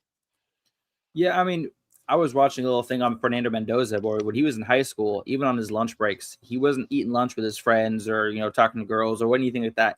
He was with his football coach, watching film, learning defenses, things like that. And you can kind of see the development now that he's with Indiana, and Curt Cignetti has kind of helped finish off and make him a more rounded, more polished quarterback in his system. But he only has 6 interceptions. He doesn't throw the ball away. He makes smart decisions under pressure. Who doesn't try to make plays that are low percentage throws. He throws the ball away. He's just very smart when he plays. Carson Becker, on the other hand, just like you said, he has the ability to win you a game with his experience, but he also has the ability to lose you games with his brash decision making. In the last 2 years with Georgia and Miami, he has 4 losses. In those 4 losses, he's thrown 10 interceptions, including 4 in that Louisville game earlier this year. 6 interceptions this year came in those 2 losses. So he has 13 interceptions otherwise. So he can when he takes care of the ball, makes good decisions, and doesn't throw into coverage and make bad choices. Carson Beck is the ultimate game manager that can lead you down the field and ultimately win you a national championship. They have the running backs to do it. Obviously, this is not a running back comparison, but he has help in the backfield as far for him to hand the ball off to, and great receiving backs in Fletcher as well. So I think that this is a game where if Carson Beck can keep it clean, Carson Beck cannot throw any interceptions, and if the defensive line of Miami can force Mendoza to make those mistakes that Carson Beck is more known to make, this game could go either way. And that's why I'm so excited, and that's why I want to talk about these QBs, because like Bill said, the 41 touchdowns is included with the playoffs. These stats are a lot closer than they appear on paper. And I think Carson Beck, obviously this is going to be his last game, the last game for both of their college careers. But Carson Beck went to Miami for this exact moment. Fernando Mendoza went to Indiana to get developed and become a quarterback that he is now, and the overall number 1 pick that he should be in April this year. But Carson Beck came here for a national championship, and he's brought Miami to the precipice of that. So as long as Miami can keep the pocket clean and Carson Beck cannot turn the ball over, Carson Beck has a chance of leading Miami to victory here. Anything else about the quarterbacks before we kind of compare Indiana's offensive line to Miami's defensive line? Not for me. Not for me either, but I do have a question for you guys, though. Slightly on topic. I mean, we are talking about Indiana here. With a Indiana win for the national championship, is it, because I think all 3 of us have, I mean, we're fans of teams in the Big Ten, but is it officially time to say that the Big Ten is the best football conference in college football? Like, is that a conversation that is definitive at that point? Because I think right now it's still like the argument obviously can be made just top to bottom and things like that. But like, I think 3 in a row, like for me, it would be pretty definitive. For you guys, does it feel definitive, or is it still just because the SEC is a little bit deeper than what the Big Ten is? Big Ten has like 4, maybe 5 teams at the top there, as opposed to the SEC having, just a little bit more once you get lower into the tier there. For you guys, how do you see that conversation going? I mean, for me, I think it's definitive now. You back 2 years ago, you have an undefeated Michigan team. Last year, you had an Ohio State team that got into the playoffs and pretty much just dusted everybody. You look at the bowl records the last 3 years. You look at the SEC record. You look at the Big Ten record. The numbers speak for themselves. And listen, like, I know it's a running joke, but like, I mean, you've had people literally go on national TV and talk about it. Like, it's a known fact that the SEC schools used to pay their players. Like, this isn't like something new. And now that everybody can do it, yeah, like these kids from Texas and Florida and everybody else are like, oh, like I can go to Ohio State and they're going to pay me to play there. Like, I'll go there. Oh, I can go to Michigan and get a degree there, and they're going to give me $3 million to go play there. I'll go play there. Like, and the parity is there now, and it's you're not seeing, like, I saw a stat the other day too, and it was crazy. when you looked at it, it was, I think, from like 4 years to 6 years ago in that 3 year gap, Alabama and Georgia recruited somewhere close to like 30% of all 5-star athlete kids in football between two teams. Now, mind you, Ohio State's always kind of been in that top 5 mix. But you take them out of it, you're still spreading half the other 5-stars over all the other schools. That's down to like 8% now because Michigan's getting them now, Oregon's getting them. Penn State, USC, um, you know, Texas is back in it, Texas A&M. All these other schools now that are on the same playing field with Alabama and Georgia, and now these kids are being spread out all over the country. So yeah, I mean, NIL in that case has been great for the Big Ten because you have a lot of really rich, powerful schools in that conference that have a ton of money and have a lot to offer these kids and give them a different place, a different, a way, a bunch more options of places they can go play and excel and get to the league and be successful, and get degrees from really good schools. So it's I I'll say this. I know how the SEC fans get. If they win one in a row, they're, oh, we're back on top. We're back where we should be. If they won 2 in a row, they'd be like, oh yeah, see, like everything's normal in college football. So yeah, if we win 3 in a row, yeah, like somebody's got to beat us. It's and you can't even point to one. Like it'd be different if like there was just some crazy class that went to Michigan or Ohio State or somewhere and they won 2 or 3 in a row. And you're like, all right, look, they're all going to graduate now. It's going to go back to normal. It's 3 different schools. And I promise you, nobody had Indiana on their bingo card 3 years ago. Like if they were like, hey, Big Ten's going to win 3 championships in a row, who are the schools? You would have got a lot of Michigan. You would have got Ohio State. And then it probably would have been Penn State, Oregon, probably USC. I don't think a lot of people would have been like, yeah, Indiana's about to go 16-0. Nobody guessed that. Like, it's the balance of power shifted. And if that hurts people's feelings down south, then so be it. But the teams up north are playing on the same playing field that everybody used to be now. And they're developing their kids. They're getting good recruits. They're keeping them, and they all have really good football teams now. And it's just not dominated by two big powerhouses in the SEC. So sorry, it is what it is. It's the best conference in the country right now. And I don't really think it's that arguable. Yeah, it's also nice. It's also, if you think about it, like the SEC will have stretches where Alabama was the dominant team for 5 years, and then Georgia. They'll have stretches. In the Big Ten, you had Michigan go undefeated, win a national championship.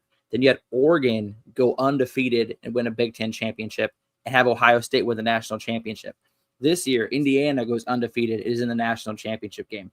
You see what I'm like? It's every year the Big Ten produces a new top tier school. The SEC is resting on the success of Georgia and Alabama from the past. But Big Ten, we got Michigan, we got Indiana, we got Ohio State, we got Oregon. Every year it's a new team stepping up and stepping into that high tier of a college football team. So I think the SEC is the second best division in college sports. I do think that they are deeper than any other conference from top to bottom. I think that's undeniable. But I think the Big Ten has overall if you put the Big Ten's top 4 teams against any other conference's top 4 teams, the Big Ten's going to win every day of the week and twice on Sunday. I think it's funny though, Alex, how you keep sneaking in Oregon in these conversations here. They should. They were undefeated. They were the number 1 team in the country. They were undefeated and won the conference like that. That holds weight to potential 3 national champions here. We could have just left it at Michigan, Ohio State, and Indiana here, but you just had to throw Oregon in the mix there and make it about them too. I see you. Don't you worry. I see you. But they're valid. The points are valid. Okay. I mean, that'd be like the SEC being like, oh well, Ole Miss was really good this year. They only lost 1 football game in the SEC, and Then they go to the semifinals. Whatever. Let's take a look at the battle of the trenches, people. All right. We only got, 25 minutes left in the show. We got a couple more rounds to do in the draft. But first, we're going to talk about the battle of the trenches. Cottrell, I'm not going to let you give you the satisfaction. So we're going to skip over what you're saying to put me down and stop talking crap about Oregon Ducks. But this is the battle of the trenches, folks. This is probably the biggest conversation that we've had over the last couple of weeks is Miami's dominant defensive line and Indiana's dominant offensive line. Cottrell, Bill, something's got to give. Who do you see have the edge in this battle or this matchup? For me, I think it's going to be Indiana. I think Miami's defensive line is absolutely incredible. I mean, look at them. They got 47 sacks on the season. I believe that is number one in the country. But I think as a whole, if you look at the thing that has kind of been Miami's kryptonite on defense, it's been tempo and it's been pace. And I think Indiana will be seeing that on film. So while I think Miami's defensive line probably early on will look really good, I think it's important if Indiana could potentially go out and score on their first and second drive there of the game. I think that's going to tell you everything you need to know about what's going to happen in this football game moving forward there. Because I do think Kirk Cignetti sees that on film. I think it was pretty obvious because you start to see Ohio State have success with it in the second half. You saw Ole Miss have success with it in the second half. I think Indiana is one of those teams where they kind of already play with pace as it is. So I definitely think Kirk Cignetti sees that, and he's going to make sure that is an integral part of his game plan moving forward here. And, if you can get Mesidor and you can get Bain tired, Miami's a team that doesn't make a lot of substitutions on their defensive front there. So if you can get those guys tired and, potentially get them on the sidelines and I think that's going to be the opportunity where you can really take your shots downfield. And, we saw Ole Miss do that in that second half. And I think Indiana's going to see that recipe and really try to add on to that for this game here on Monday. So yeah, I tend to agree with Cottrell here. I think the other thing you're going to see is I think part of the game plan is going to be, when they are throwing the ball, I don't think you're going to see Mendoza in a lot of deep drops. I think the ball is going to come out quick. You're not going to let these guys really get into, extended battles and have to block for 3 or 4 seconds. They're going to want the ball out quick, get it on the perimeter, let their kids make plays, and let that defensive line tire itself out. You have seen it in 2 straight games, and the biggest reason is Cottrell mentioned they don't rotate a lot. They put their top 5 or 6 guys out there and let them eat. Definitely got tired at the end of the Ole Miss game. I think the Ohio State game was a little bit less, and that's a lot because of how that game played out. I've already mentioned it earlier. I think game flow, ball control is super important to how this game plays out. And one of the reasons is I mentioned this earlier as well, because Indiana is so efficient. If Miami can get a couple cheap 3 and outs and cut those possessions down on Indiana, that's how they stay in this game and have a chance to win it. Indiana, on top of that, cannot abandon the run. I do not think they're going to average 5.5, 6 yards a carry tonight or Monday night. I don't. But that being said, if they stick with the run enough to be able to run their play action off of it and just keep giving Miami that look and average 3.5 yards and keep Miami honest, I think that's a pathway to victory for Indiana. You can't just start. What you can't do is get into obvious passing situations and let Miami just kind of peel their ears back and come after you. Ohio State got into that a little bit, and those were the times they made Julian uncomfortable and led to some turnovers. You can't do that. You got to keep them off balance. You got to keep them guessing, and let them tire themselves out. And we've talked about it a couple times, and Cottrell brought it up as well. You're going to see tempo. You're going to see tempo Monday night. I don't know if you're going to see it every drive because it kills your offensive line too, but you're going to see it. And again, I think whichever team is in better shape come the fourth quarter, I really think that team has a chance to win. But I think overall it's a slight advantage to Indiana's offensive line here. Yeah, I think this is going to be probably the best position battle to watch. Obviously, you got great talent on the outsides, defensively and offensively for both teams. But this is the battle that I think we're going to all be watching is, how, if Miami's able to have success against the dominant offensive line of Indiana, if Indiana can give Fernando Mendoza enough time to throw the ball, find Surratt, find Cooper, things like that. And then just like you said, Bill, the rushing yards per game will tell a lot. Indiana's averaging 218 yards per game on the ground. Miami's only allowing 112. Something's got to give there, and it'll be fun to watch to see who will dominate that battle. Please put in the chat who you think is the more dominant unit, the Indiana offensive line or the Miami defensive line. We're getting towards the end here, guys, too. So if you're in the comments, start throwing your predictions in there. I'd like to see what everybody thinks is going to happen before we got a lot of Miami fans in the comments. We do. So I am curious to see. They all came out of hiding after the A&M game. So, well, we're gonna finish up the draft here, or almost finished with the draft. We're on round 5 of 8, so we're just about halfway through. Bill, you were up first on the clock in round 5. I'm going to round out my wide receiving core here. I already got my quarterback. I got my stud running back. And I think I'm going to have a stud trio of wide receivers. I'm going to go a guy that's going to work underneath a little bit, kind of in the slot, but can also stretch the field as well. Had a very good year at Texas A&M. I'm going to go with KC Concepcion. Concepcion, one of the best last names in the business. Yes, sir.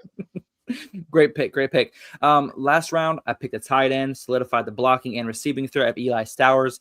Now I'm going to add my second running back to the backfield to go along with Kewan Lacey. I'm going to add another 1,600 yards and another 16 touchdowns to my backfield and draft Adam Mizzou, Mr. Ahmad Hardy for my running back too. Fantastic running back from Missouri. He had a game this year where he had 303 yards, I believe, earlier in the season. Dude is absolutely explosive. Could not leave him off the roster. So Ahmad Hardy, come on down. All right, guys, I got 2 more here where I'm looking at more potential necessarily than production. First one being, I'm going to finish off my receiver core here. I'm going to go with a guy who shows a lot of talent on the field there, but production / injuries this past season really derailed what could have been a potentially very special season for him.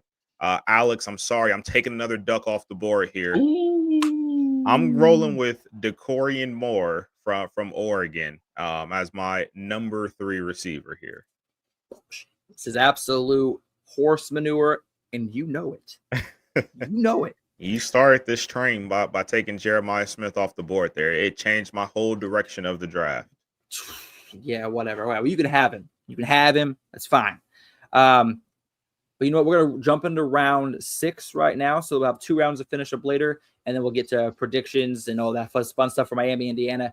Cottrell, start us off for round number 6, please. All right. So at this spot here, I'm going running back. And, you know, I ultimately feel like this is a guy who is probably the best running back available as far as talent-wise goes. Again, numbers don't necessarily show that, but I love his production there. And Alex, I hate to say it, but I'm going to Oregon again here, and I'm taking. No, I'm just kidding. I'm not taking another Oregon. I said, damn, back to back. No. We're going with Jadarian Price from Notre Dame. Obviously, Jeremiah Love was the true bell cow there, but I think Jadarian Price's talent is going to be on full display there. And for me, I think that was a 1A, 1B situation there. And there's a reason why Price is going to the NFL now, because he has that talent and he's able to kind of showcase that. So numbers might not say it, but I love Jadarian Price here to be our first running back taken for our team. All right, and I'm sick and tired of Cottrell taking my Oregon Ducks. So I'm going to come in here. I'm going to swoop up one before anybody else does. And I'm going to go with a guy who unfortunately was hurt by injury this year, has announced this week he'll be returning to the University of Oregon next year with Dante Moore. And that's my main guy, Evan Stewart. Come on down from the University of Oregon. Huge potential there. Obviously, he played at A&M for a couple of years. Oregon last year, 613 yards, 3 touchdowns with Bo Nix. With Dylan Gabriel. I'm excited to see what he can do with Dante Moore next year with that speed on the outside. Just an amazing 1-2 punch Oregon will have next year. So I'm definitely going to take Evan Stewart and make sure I get an Oregon Duck on my roster. And Bill, take us home for round 6. Well, you know, I think there's a lot of depth at running back still, so I'm not going to go there. I think I want to be the first person to be able to pick whatever defensive unit I want. Oh, brother. You're I that guy. believe I am that guy. I'm always the first guy to take a kicker. But that being said, I got to give credit where it's due. I've praised this unit all year long. I do think they were the best unit overall in the country, even though they did have a slip up in the quarterfinals. Here comes Uh, Judas. Here comes Judas, and I'm going to do it. I'm going to take Mr. Caleb Downs and company and take Ohio State's defense to anchor that side of the ball for me and my team. Yes. As long as Cottrell doesn't get him, that makes me happy.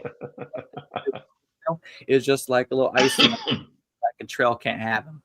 But that's a good defensive pick, Bill. I like it. I like the defensive pick a lot. So that wraps up round 6. We have round 7 and 8 at the end of the show. But let's just go ahead and let's just take one quick look. Let's get back to Miami, Indiana. Obviously, here was the road to where we are now. Miami, Indiana. Game is in Miami. It's a home game. I just checked the stats online. It says that the actual state of Indiana has purchased 20% of the tickets, with the surrounding states purchasing another 20%. And then Florida has bought 38% of the tickets. So it looks like it could be an equal 50-50 split. It's going to be close. It's going to, like I said, it's going to be close. And then you factor in all the tickets they give away to, celebrities and higher ups and corporate people and all that stuff. I mean, that's another 10%. So, like I said, I think Indiana's going to travel well. I don't think it's not going to look like a real Miami home game. I looked at the weather. I think a high is 68 on Monday. So I would say by Monday night kickoff, I mean, you're probably low 60s, high 50s. So that probably plays into Miami's advantage a little bit. It's not going to be hot. So hopefully those guys, can last a little longer on both sides of the line. Yeah, I mean, I was reading also that the average ticket prices, our average sold ticket right now is over $3,000 for this game, which is absolutely crazy. There's a lot. There's no shortage of money in South Florida. So yeah, and Indiana has 800,000 alumni across the country, also buying tickets for this game as well. So I'm excited to see the color. As far as the stands look, like the Oregon game these stands were all red. I'm excited to see the split for this game as well, and kind of see what kind of impact it has on the game, because it definitely played a huge factor for the Oregon-Indiana game. But I think we're at that time of the show, y'all, where we should break it down, do our picks, who we think is going to win. Shoot. Let's pick who we think our MVP of the game is going to be as well. Might as well throw that in there too. Who wants to start? I mean, I could start. All right, break it down. I think this is a game where I mentioned it earlier. I think the first 2 drives are very important, more so for Miami than Indiana. I think it is absolutely imperative that Miami does not give up points on their first 2 drives.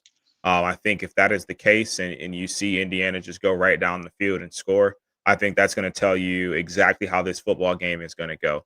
I think Carson Beck needs to play his best game of the college football playoff so far. I almost think that we talked about Indiana pretty much all season as this juggernaut, and that they were, this high-powered engine on both sides of the football. It almost feels like Miami needs to play damn near perfect on both sides of the ball to have a chance to win a national championship. Now, on the flip side of it, I would say it's going to be similar things there for Indiana. Like, I do think they're going to need to bring their best shot here to take down this Miami team.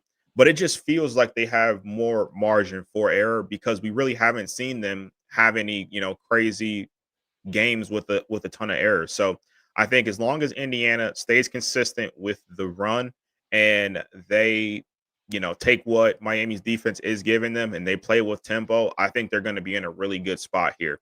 I think for me, that is ultimately my key to victory. Indiana playing with pace. I think with Cooper, with Surratt, with Charlie Becker out there as well, that is a team that absolutely has the ability to take big-time shots down the field and move the ball against that Miami defense. So I think that will be the case here, and I ultimately think Indiana's defense will turn over Carson Beck twice in this football game. And Alex gave us the stat earlier. 4 of his losses 10 interceptions. I think this will add to that total here. I like Indiana to win this football game. I think the first quarter will be close. I think the first half will start to be close. But that third quarter is when things really get rolling for Indiana. I like Indiana to win this football game 38-17 for Kirk Cignetti, bringing Indiana home, their first ever national championship for football. And who do you think gets player of the game? If you had to pick one. Ultimately, I think player of the game is going to go to Fernando Mendoza. But I think the sleeper for as far as impact goes, everyone's looking at Omar Cooper. Everyone's looking at Elijah Surratt. I think this is a big-time Charlie Becker game. I think, with him being the third option there, I think he's going to be kind of the forgotten soul there. And I think he's going to have a couple big-time catches down the field. And that's why I like Indiana to really roll in this football game. Bill, what you got? Cottrell hit on a bunch of the stuff, and I've kind of talked with knowledge about some of the things I think are going to matter Monday night. Game flow, tempo. I think Miami's been very fortunate that where they've had the ball last and when they had to make plays, they've had the opportunity to do so. I think if you can get into the fourth quarter and if this game's close, I think Miami has a chance. I think it's a bigger mountain than I think a lot of people, understand or want to admit if you're Miami. The one thing I will say is I think Miami's offensive line, if you look at their size, their average size, they're like on average, I think 3 inches bigger and 30 pounds heavier than everybody on Indiana's defensive line. I think if they can run the ball with that two-headed monster, I think they're going to give Carson back time to throw. And I think that's the one thing that is going to maybe hamper Indiana's defense a little bit. They've been able to get home against pretty much everybody else. There's no secret of how well Miami's offensive line blocks and how clean they keep Carson back. You give him 3 or 4 seconds to throw the ball and let Malachi Tony run around, he gets really hard to cover. I think they're going to be able to make enough plays to stay in this game. I do. I ultimately think Indiana wins, and I think that's because they're too efficient. Like Cottrell said, I think you're going to know a lot in the first 6, 7, 8 minutes of this game of what both teams want to do, and then it's going to be who can make the better adjustments. I think Indiana's just a juggernaut, and I actually think if you play this game 10 times, it might be like 6-4, 7-3, something like that. I think Miami would definitely win some of these games. I just think it's Indiana's year. It's a Kirk Cignetti and company train. It's looked unstoppable all year. I think Miami's capable of being the team that shuts it down. I just don't think it's going to happen. I think it's a little bit lower scoring than Cottrell thinks it is because I do think both these are very good defenses. I think Indiana just makes a couple more plays than Miami. And again, I think I know what their game plan is going to be, and I like it, and I think it's going to give Miami fits in crucial times. So I will go Indiana 31, Miami 23. I think it's a really good football game. I think it's a physical game. I think it's entertaining. I don't think it's a blowout. I think we get a pretty good championship game. Yeah, Indiana's been absolutely dominant all year. We've had a few close games, obviously. The Big Ten championship game against Ohio State. The first game against Oregon, not so much the college football playoff game, of course, but Indiana's offense just looks like a well-oiled machine. Kirk Cignetti, fantastic coach, gets his guys ready to play, and the defense is stifling. Here's what Miami does have going for them, though. Indiana, in the college football playoff so far, has played Alabama, which is a team that has had zero identity running the ball the entire season. I think we can all agree on that. They've had a couple games of success, but for the most part, Alabama's rushing game was non-existent. And then they faced Oregon, where their top 2 running backs were out and 2 others were in the portal using Jay Harris, who I love Jay Harris, committed to Kansas State to play with Avery Johnson. Congratulations on that. But he didn't have a lot of rushing attempts this season, didn't have a lot of flow in the game. And so this is going to be the first time Indiana has faced an actual rushing attack that can actually run the ball in quite some time. Mark Fletcher Jr. has been on an absolute tear the last couple of weeks, especially last week against Ole Miss. He had over 120 yards against Ohio State's defense, which Bill took as the first defense off the board. He had 19 carries for 90 yards, 4.7 yards per carry, which is nothing to bat your eyelashes about against that Ohio State defense, of course. And I can't get out of my mind Carson Beck interception ratio when he loses, and the way that they've been calling plays all postseason. They're not putting Carson Beck in a situation to lose them the game. They're making smart play calls, running the ball on the outside, up the middle, kind of controlling that line of scrimmage. Just like Bill said, they outweigh everybody with their offensive line. Malachi Toney, they're going to find ways to get Malachi Toney the ball, whether it's on an end arounds, screen passes, quick outs, quick ins, whatever it is. They're going to hit the ball into his hands. Carson Beck's probably longest pass of the game, unless he absolutely needs to. He's probably going to be like between 5 and 10 yards, just to make it a more efficient and more efficient pass in itself. Mario Cristobal, I hate you with a passion. You left Oregon after the COVID season. You left us at a 4-3 team to go to Miami. Yes, I know it's your alma mater, so I guess that makes me hate you a little less. And this hurts my soul to say this. But Mark Fletcher Jr. is going to be the MVP of this game. It's not going to be Carson Beck. It's not going to be Malachi Toney. It's not going to be Fernando Mendoza. Mark Fletcher Jr. is going to have a lot of success running the ball against this Indiana defense, especially in the second half. When that offense is on the field for 30-plus minutes, Miami's going to control the ball just like they did against Ole Miss. They're going to hold the ball. Indiana's offense is barely going to be on the field in that second half of the game. I think Miami actually finds a way to win this game. I'm not saying it's because of the home field advantage. I'm not saying it because the sports books are and everybody is leaning towards Indiana. I just think Miami finds a way to make it happen. And I think it starts with Mark Fletcher Jr. and that rushing attack. Carson Beck, if you throw 2 interceptions in this game, like Cottrell was saying, you will lose this game. So make smart decisions, throw the ball away when your receivers are not open, and give the ball to Mark Fletcher Jr. and let him do work. I think, and I know I'm in the minority here, I think Miami pulls this game out. And I think it's a very low-scoring game.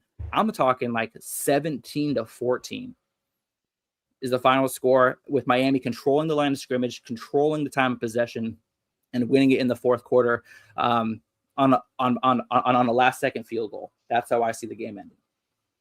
So Miami's going to win the national championship this year, and I hate to say that. We know it pains. We know it pains you to pick Mario Cristobal. Oh yeah, it does. It really does. But that's just how I see it happening. I get it. I mean, listen, I think there's clear paths for Miami to win this game. Again, I think it's going to come down to execution, and it's just watching Indiana all year. It's just hard for me to think anybody's going to out execute them right now the way they're playing. But 17-14 would be a surprise to me, though. That absolutely would be not the outcome, but if the game was that low scoring, that would be surprising to me. I think that's the only way Miami can win, is if the game is that low scoring. Because we start talking about upper 20s, low 30s, that means Indiana's offense is having success, and that would spell disasters for Miami. So I'm trusting that Miami defense, and I'm trusting the weapons Miami has, and I'm trusting that Mario Cristobal is going to get the ball into his playmakers' hands to kind of finish off the season for him. So Carson Beck, don't turn the ball over. Mark Fletcher Jr., run like a man possessed. Malachi Toney, don't fumble the ball on an end around. And I think Miami has the recipe for success this season. I don't think they're going to, carry that over into next year. I think this is kind of like the one shot they have, but I think that they're going to make the most of it. Cottrell, how shocked would you be if Miami wins? Scale of 1 to 10, probably like a 6. Like, Okay, I don't think it's like crazy if they won. I just don't see it the way Indiana is playing right now. Like, I think you look at the Indiana and Ohio State game, for example, in the Big Ten championship, and how close that game was. it really never felt that. I think the score made that game feel a lot closer than what it actually was. Like for me, just watching it, it felt like Indiana was, I'm not going to say dominating, but it felt like Indiana was moving the ball really at will, and they got to the red zone, and it was like a bend but don't break approach there for Ohio State, which I mean it is great. And I think Miami's defense is great, but I would be really surprised, especially seeing how Ole Miss had success against that Miami defense last week, if Indiana is not able to replicate a lot of that same success. That's kind of where I fall. I fall like 5 or 6, and again, I think there's very easy way to see how Miami wins this game. I just think I would still be a little surprised if they do. Mainly, not even so much a Miami thing, just mainly just how well Indiana's playing. But Yeah, I'll be honest. I'm looking forward to the game. It's part of me is pulling for the Indiana just because it'll be a Big Ten thing. I think the Miami story is kind of a cool story, if I'm being honest. With them, for most of the playoff ranking shows, everybody trashing them and thinking they shouldn't be in, and now they're proving they're one of the best 2 teams in the country. And there's a lot of Mario. We hate to say it, but I mean, there's good storylines on the Miami side as well. So having kind of really no dog in the fight at all, no really show affiliation this year to pull for one way or the other. It's going to be kind of interesting to sit back and just relax and watch it. But I think it's going to be a really good football game. I really do. agreed. All right. Well, we got to finish up our draft, I believe. The last 2 rounds.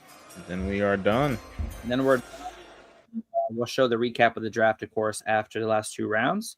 But please, if you're in the comments, please put what you think the final score is going to be and who you think's going to win. And we have a lot of Miami fans in the comments, so please show your pride. You do have a lot of Miami fans. Yeah, which is awesome. It is. Bill, you left off with Ohio State last, so you're leading us off in round 7. Well, there's no reason to take a tight end here because you guys both took one already. So I'm going to go RB2 here. I'm going to go with a guy that's near and dear to my heart. I'm going to go with a guy that played 5 games, had 5 games in a row with a 50-plus yard touchdown run before he got hurt. And like Cottrell said, I'm going more based upon projection and potential here. He showed how good he was first 5 games of the season before he got hurt. Still almost had 1,000 yards. It was like 969, I think, something like that, and had 9 touchdowns. I'm going to go with Justice Hayes, University of Michigan. Going to be a Georgia Tech, Yellow Jacket now. But So random. too random. But the kid's an animal. I think he's a chance to be the best back I think he could have been if he stayed, but I don't know how well he's going to do at Georgia Tech. But kid's a really, really good running back. I enjoyed watching him play. And like I said, he's explosive, and he would have put up monster numbers if he stayed healthy all year. Absolutely. You know what, Bill? I love the way you think. Injured players, it happens, unfortunately. And it's time for me to draft a quarterback.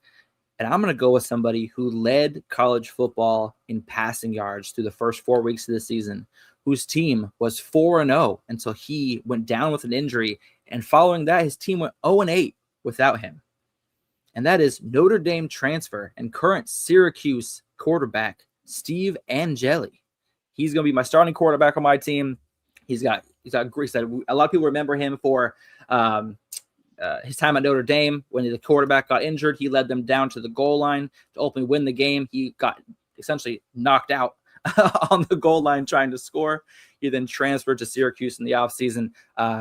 He's an absolute beast. Like I said, 4-0 with him, 0-8 without him. Steve Angeli is my QB for the future. That's who I'm taking. Cottrell, up to you. All right. Well, I know Alex still. Well, it really doesn't matter now because I got the wraparound pick here. But I'm gonna go with a team who I think I thought Ohio State had the best defense in the country, but I'm gonna go with the team who I think probably has the second best defense in the country here.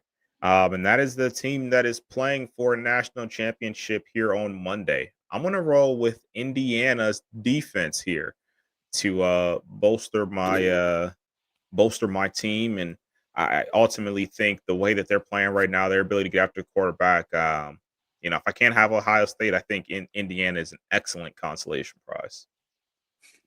All right. I only have one pick left here, and that has to go to my RB2. Again, I think this is more so on the talent itself there as opposed to the production. Although the production has been there over the last 3 years, it just wasn't necessarily there this year.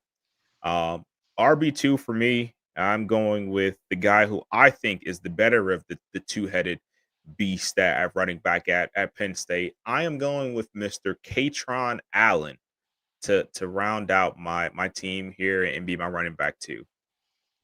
Yeah, he was like 4th or 5th on my list, so you can have him.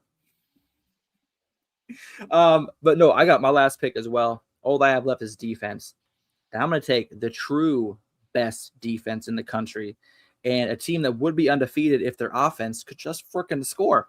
And that is the Iowa Hawkeyes. Now, Cottrell rolls his eyes over there. How could you pick Iowa's defense? You have Oregon's defense out there, Texas Tech. Well, guess what, folks? Iowa had the most success against the best teams. Hear me out. Besides the Big Ten championship, where Ohio State held Indiana to 13 points, I believe it was, Iowa held them to their second lowest point total of the season, only allowing 20 points in that game where they lost by 5. And then against Oregon, they held Oregon's elite offense only 18 points. So with the offense I've put together and Iowa's defense, this team is a match made in heaven for a national championship worthy roster. So Iowa's defense, come on down. All right, Bill, last pick, buddy. Yeah, shake your head too, Bill. That's okay. I have to get tight end. I think you guys both clearly took the top 2 guys. And then after this, I went and looked at some things and decided I don't really care if my tight end can block that much. I have elite running backs and I have great wide receivers. I can't believe I'm going to take another Buckeye. Oh, but, brother. Another Buckeye. I'm going to go with a guy that I think can help me spread the field, do some dirty work underneath, give me some big third down catches. I'm going to go Max Clare out of Ohio State. Max Clare. Well, that wraps up the draft. Let's take a look at the results here. I'm telling you right now, y'all, I think I have by far the best team. Bro, Steven Jelly is your quarterback in Iowa. I was going to say, bro. And Jelly led the nation in passing through the first 4 games of the season. Cool. Yeah, they played the school of death the one game, dude. Tennessee was one of the teams that was where he got hurt. But Tennessee was one of those games. Okay, and Tennessee didn't beat a FBS school this season. I'm just saying they weren't all sister of the poor schools. Was it a ranked school this season? I'm just saying that they weren't sister of the poor schools. That's all I'm saying. Okay, Colgate, yes, I'll give you that one. Other than that, it was good competition. Steve Angeli is way better. Yeah, and had the best running backs, best wide receivers, and the Iowa defense. You don't have the best. I'm the best running back in the country. I'll be honest. I think me and Cottrell both shit on your team. I'm not even gonna lie. That's hurtful. I got Jeremiah. I got. What's he talking, man? Whatever. Yeah, I got Jeremiah Love, not you. I do. That's what I mean. No. It's fine. It's whatever. You got rid of that real quick. Whatever. That wraps up the show. Put your comments. Let us know who you think has the best team. If you got to play, see how many votes Alex gets. Whatever. But we are at the end, gentlemen. National championship Monday night, Indiana, Miami. We finally crowned the champion. Any final thoughts on that game? We're gonna add? No, Alex. I got nothing. Nope, I'm here for it. And like I said, for me, Battle of the Trenches is going to tell the whole story of the game, and I'm excited to see what the split in the fandom is that they bought tickets for. I'm excited to see how that kind of plays out too. I agree. I think we're in for a really good game. I really do. I think it's going to be a really, really good, high quality football game. Very curious to see the teams make adjustments. Let's see how the game kind of shakes out for the first quarter. See who's nervous, who's not. I'm looking forward to it. Makes me sad that we're into the college football season. This goes so fast for us every year, like super duper fast. Like I feel like we should only be like halfway through, but we will be back next Saturday as always. We're going to wrap everything up Saturday, and then we're going to get our heads together. And we talked about it last year. We're really going to do it this year. We're going to try to put some stuff out at least once a month, I think, just to keep you guys energized, keep us energized because we love talking about college football so much. And there's always something going on to talk about. So we're gonna do at least I think one show a month until we start getting close, to ramping up for previews next year, which hopefully gets here, as fast as this season felt like it's gone by so far. So, but first and foremost, we got to crown a champ. We'll do that Monday night, and then we'll be back next Saturday, and we'll have some fun stuff lined up for you there as well. So, gentlemen, as always, another great show, another great week. Appreciate everything. Everybody that's been in the comments, thank you. Again, another great week. A lot of comments, a lot of people watching live. We love it. Continue to like, share, spread the word, get us out there. We appreciate all you guys. So, all the Miami fans in the chat, good luck to you. I don't know if we have any Indiana fans yet, but I we do saw have a bunch one of Canes fans. at the very beginning, and that was it. All right. Well, good luck to that fan. We got a lot of Canes fans though, so we're doing well in South Florida apparently.